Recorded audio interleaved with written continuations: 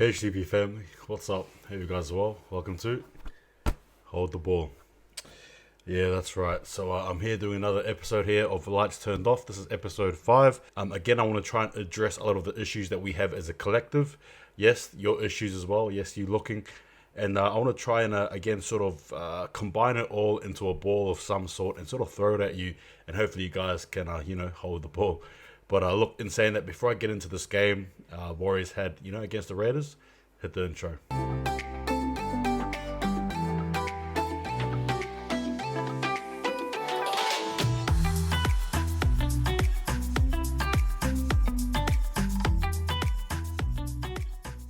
Alright guys, so yes, we won 21 points to 20 against the Raiders.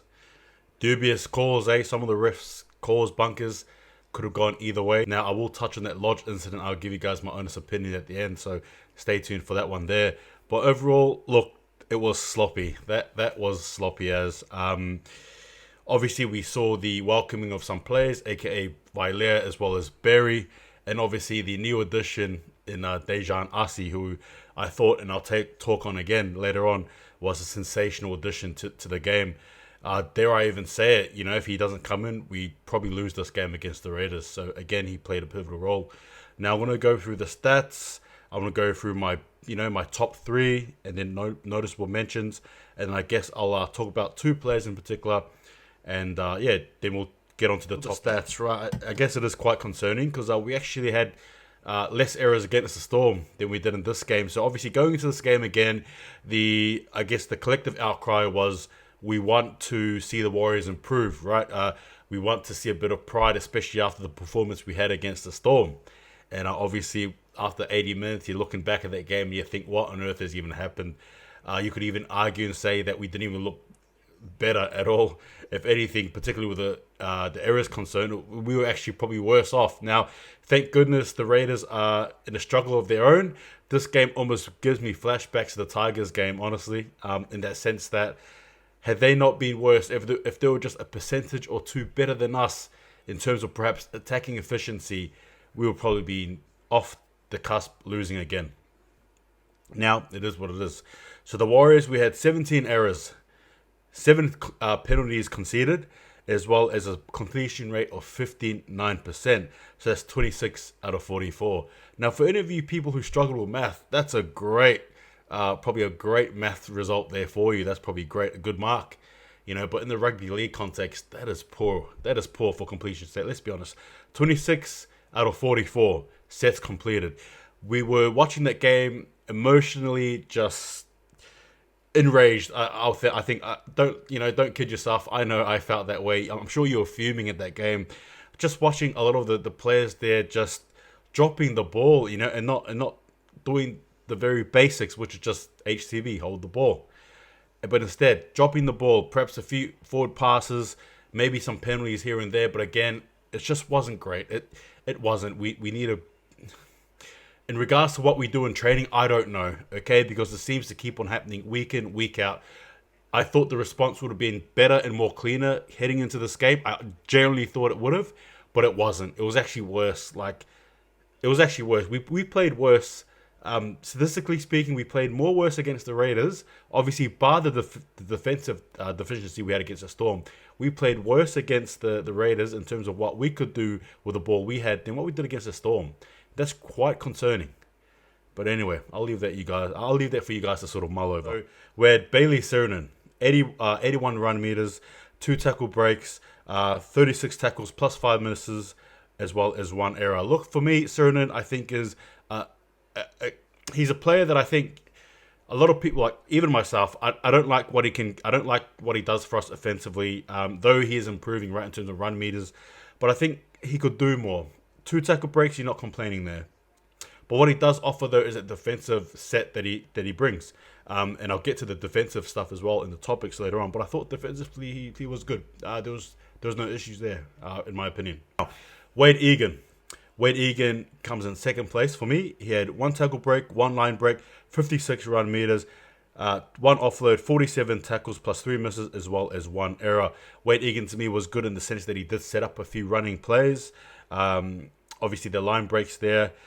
Unlucky as well with that tackle there on Rapana when he tackled him. You could argue Rapana shoulder charged him, but then, he probably didn't. But give me your views there again. But I thought he had a sensational game. It was one of his best games, sure. Look, again, with the squad, you just got to take it for what it is. And I thought Egan had a good game. And number one for me personally, my pick was Ewan Aiken. One try assist, right? See that try assist when he did the pass? Anyway, 71 run meters, 3 tackle breaks, 1 line break assist, 45 tackles, no misses, as well as 0 errors. In terms of just clean play, there was a... Ewan Aiken, to me, is by far arguably our most consistent player on a week-to-week basis, as well as Josh Curran. He gets almost no praise anyway to the level I think he should be, Ewan Aiken, because obviously we rely so much on our forwards to go forward, and our props in particular. But I think Ewan Aiken, to me, is the cleanest player we have on a regular basis. And he's starting to really show how he's really leading us with the things he does anyway on our side. And if he can add a pass or two to his game, hey, that might open up a bit for us. But I absolutely enjoyed what he did. Noticeable mentions to Sean Johnson for obvious reason. Dejan Asi, which I'll touch on as well. Elias Katoa obviously didn't come in pretty with that first carry, but I think overall he did well. And I do believe he was playing it prop as well, which is very interesting. I liked what I saw there. Even throwing Ben Murdoch Masila as well, for that pure aggression he had. Again, wasn't perfect by any means on his part, but still. I think when he came in, he added that aggression. I think the boys sort of lifted, and I think we sort of saw that. And last but not least, I thought Reece Walsh, particularly saving us when there was little grubber kicks that were going through our defensive line, in which he cleaned up and swept. I thought he was well, and the more he sort of got involved, I think the better off we were. So again, credit to those players. New segment, player spotlight. 2 players, here we go. First one, Rocket Berry. Welcome back, Rocket Berry. He had 53 run meters, 1 tackle break, 1 offload, 10 tackles, 1 missed tackle, as well as 0 errors. I thought he had a good game considering he came back, probably could have got involved a lot more, but the game it just is what it is. I don't think anyone really had any, genuine go for it, but I mean, hey, it was good to see Rocket Berry back playing in centre, where I think he's good, and I'm sure we'll see more of him. Just remember, he's still getting used to the game, and I'm sure more game time, he'll get better. Another one as well, Dejan Asi. I touched on it before, and I'll say it again. He had a good debut. It wasn't perfect by any means, don't get me wrong, with 2 errors there, but I mean, 2 try assists, 53 run meters, 1 tackle break, 1 line break assist, 14 tackles, 1 miss, as well as 108 kick meters. What more can you ask for? Particularly in the 2 try assists. I thought he was smooth. I thought he brought that much needed flair and energy that we needed, particularly when we looked flat. And look, it was a failed attempt, but it was good to see him attempt anyway, the 40-20. Costly, nearly, but still, it's good to see someone try and take the lead there. And I'll get onto it as well in the next set of topics, but it was good to see someone actually try and do something for us, Honestly, instead of just running with the flow of the game, set after set after set, then kick, or tackle after tackle, then, sort of repeat. You had someone who's actually trying to take a lead, take charge. Does it come with youth and exuberance? Perhaps. But it's something we sorely miss. And I tell you what, it was just an added bit of positivity, to our game. And I thought he played sensational. So again, hats off to Dejan Asi, who I thought played very, very well for us. Now, guys, we come into the topics here, and it can get a bit juicy. So, again, give me your thoughts. I do have a few topics here that I would like to talk about. And, again, you guys give me your opinions in the comments. See what happens. So, the first topic I want to bring up is Sean Johnson in the game. I don't mean this in a bad way, but besides that, and look, a win is a win. A field goal is a field goal. You take it any day of the week. But in between that, right, before that happens, you just want more. Now, again, I'm not here to try and criticize Sean Johnson. Please don't take it that way. And if you do, so be it. But from the player he is then to what he is now, you got to understand there's going to be a shift in the way he does things. But I just feel like he's a bit hesitant in attack, or even getting tackled, or perhaps even tackling. And I'm not too sure why. Is he carrying a niggling injury? Is it just a game plan? I'm not sure why, but you just want to see something there. And unfortunately, it's just not showing. Now, for me, in saying that, obviously, like I said, he iced us the game and it was good. You could almost argue and say that Sean Johnson is probably better off suited coming off in the 78th minute as opposed to the whole 80, particularly when we are struggling or in a tight game. He comes in. But look, all jokes aside, I am generally just wanting to know where does he fit in the squad. And I get it, the experience, I understand that, but what is he really giving to the squad? In terms of what he can give, it's just like I said, is he carrying injury? I guess I'll leave it with that. Is he carrying an injury? I think we already touched on it as well as errors. It drives me up the wall. Practices to try and clean out these things. I'm no coach, and I'm sure Nathan Brown's probably working very intensely on this. I probably am believing you. I probably believe that he's just as perplexed as we are when we're looking at what happens on the field when it translates. But in all honesty, errors, why are they still happening? I don't really get it. The simplicity of just HTB, the simplicity of HTB, hold the ball, it's just not equating. It's not getting there, and I don't know why. I am very perplexed. I really am. I truly am.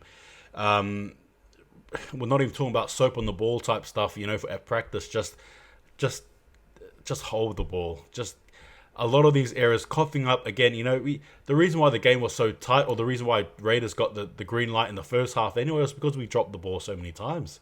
Adam Blake converted to a try. Elias Katoa, try. You know what I mean? Not good. Not good at all. That's all I'm going to say. Defensively, we were good. Our goal line defense isn't bad. Like, yes, you look at the score line, of course, but it isn't bad in the sense that the Raiders did have the opportunities. Let's not kid ourselves. They did, and our defense was there and held on. Warriors' wall was there and just kept on taking the attack, and we're able to sustain it. So, in one degree, you can say we trained. But again, I think more questions, right? More questions. The referees in the bunker. Now, we had in my opinion, three big calls go against us. One, in the first 5 minutes of the game when Schneider hit Dejan Asi right in the head with the shoulder. And all the ref in the bunker did was look at the ball that was spilt and not look at the initial shoulder-to-head contact. I'm sorry, but that's just absolutely appalling. Give me your opinion there, but that's appalling. That's low-maintenance stuff there. Inexcusable by the bunker and the ref. Another one I want to touch on as well, Reece Walsh, right? So Reece Walsh gets lifted by, Jack Whiten and, basically tipped on his head. Not to a degree like, Lawton on Murray, but still. And the ref didn't even send him for 10. Nothing. Report, play on. And now Whiten could be facing 2 to 3 weeks on the sidelines. If this was us, would we... I don't know. Inexcusable.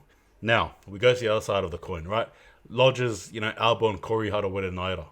Now, I understand. If you're a Raiders fan, or maybe even outsider, you're probably upset that he didn't get binned. Yeah, look, I agree. Right? It is what it is. He could have been binned. But Nelson Asafa Solomona do it. Jared White-Hargreaves do it. Play on? Or is it just us when it happens to us? Anyway, whatever. I'll leave it there. And that last bit there where Corey Horsburgh touches Matt Lodge, my honest opinion on that, to be honest, oh well. Like, I've seen that happen many a time when the ref has called it, a head high. By technicality, it is a head high, regardless of impact, regardless of what you think. By technicality, it is. You do see, contact in the head there. Sure, it's not brute force, but still you see it. Now, the NRL, again, like I said, need to mitigate these rules, because if not, well, so be it. It's not our problem. It's not our issue. But in saying that, oh, well, it is what it is. Raiders may be a bit tough to get that caught against him, but at the same time, there was a technicality there that he did touch the head, in my opinion. So you got to take it, right? Give me your thoughts. How did we even win? Such a messy game with all those errors I talked about. And again, just no go forward. Our forwards aren't even going forward at all. It's actually quite bad in terms of post-contact meters we give other teams. We are the worst. They literally run over us and then some. They gain meters everywhere. I don't understand it. It's a circus. It's a mess. But to be 4-4, oh well. Now, guys, the conclusion to this, if you can't already tell, it's up and down. Up and down in the sense that we should have won. We shouldn't have won that, but we did. And we're not playing great footy, but we're still winning. Now, I guess if you put 2 and 2 together, you can see that this is a pretty simple equation to where I'm getting at.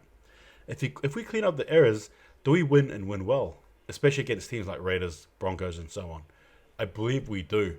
We have the defense there that can stop, very tough attacks. We can. Granted, bar the Storm. A few things go our way against the Roosters, we're probably winning that game. So again, things are there. Things are gelling. Yes, it's probably not a good time for me to try and give you guys a positive twist, but whatever. Here I am. I'm selling you something. Buy it because you know you want to. But in all seriousness, though, there is something there. But it's messy. It's not great. It's horrid, actually. But you take the win. You absolutely take this one. When the lights are turned off, guys, I can tell you right now, it's not pretty. It ain't pretty. Honestly, I think you want to leave them off and turn them off for quite some time. But in saying that, you can sort of see that there's a little bit. There's something there that's happening. Look, it's better to be, honestly, 4-4 than, say, 6-2. Don't even say it, 7-1, right? You got to take this.